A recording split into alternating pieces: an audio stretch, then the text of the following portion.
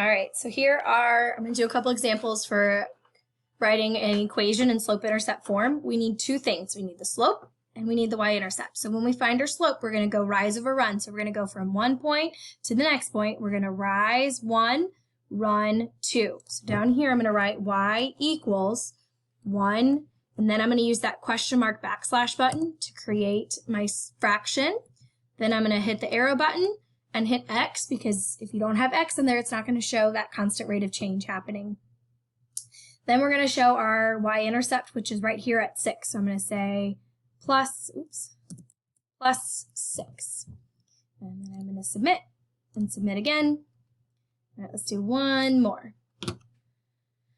All right, so looking at this one, I can automatically tell this is going to be negative. It's showing a negative slope. So if I'm going to try to do that, I'm going to go down 1, 2, 3, 4, 5, run 1, 2, 3. So I should have y equals negative 5 over 3. Hit the X button.